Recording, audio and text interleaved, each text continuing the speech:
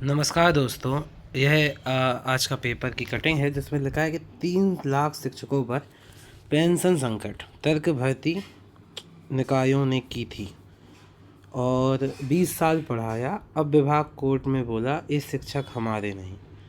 क्या मामला है देखते हैं। कि भीम सिंह मेड़ा भोपाल की रिपोर्ट है कि मध्य प्रदेश के करीब 3 लाख शिक्षकों को पुरानी पेंशन और 20 साल की सीनियरिटी पर बड़ा संकट खड़ा हो गया है। इसको आप समझिएगा कि लोक शिक्षण संचालनालय के डायरेक्टर और ओआईसी द्वारा जबलपुर हाई कोर्ट में दाखिल एक हलफनामे में ऐसे शिक्षकों को लेकर सवाल खड़े कर दिए हैं। हड़पनामे में स्कूल शिक्षा विभाग ने कोर्ट में बताया कि 2018 से पहले 1997, 1998, 2001 और 2005 में भर्ती शिक्षक कर्मी, संविदा शिक्षक और अध्यापक सरकारी कर्मचारी नहीं बल्कि पंचायत या निकायों के कर्मचारी थे। देखिए ये बात कैसे सामने आई है।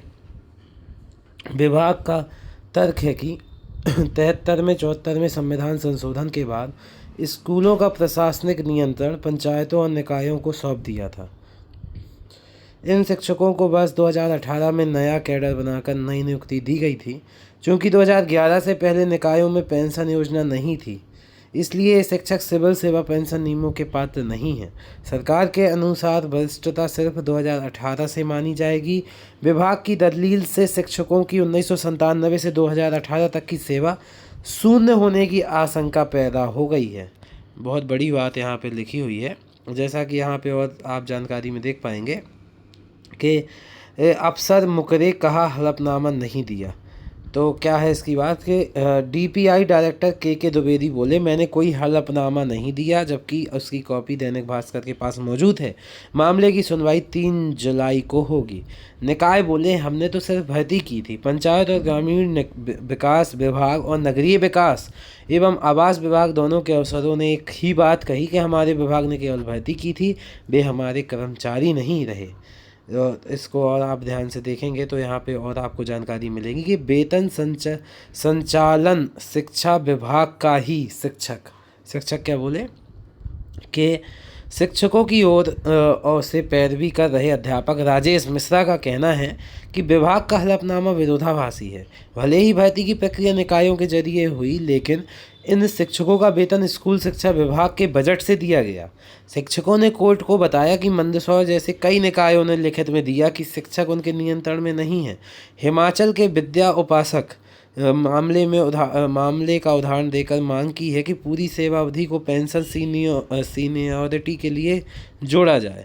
ये सामने आ रही है बात। और निकाय सिर्फ एजेंसी, असली मालिक शिक्षा विभाग, ऐसे ये लिखा हुआ है कि हकीकत यह है कि पंचायत और नगरीय निकायों ने केवल एक हायरिंग एजेंसी के तौर पर काम किया था।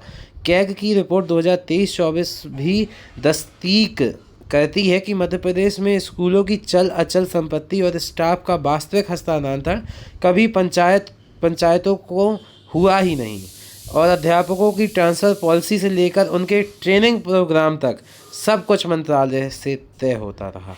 तो ये बहुत ध्यान देने योग्य बात है। इसमें आपको जानकारी समझ में आ रही है कि 3 जुलाई को यहाँ पे आपको लगभग 3 जुलाई को इसका जो है सुनवाई होनी है।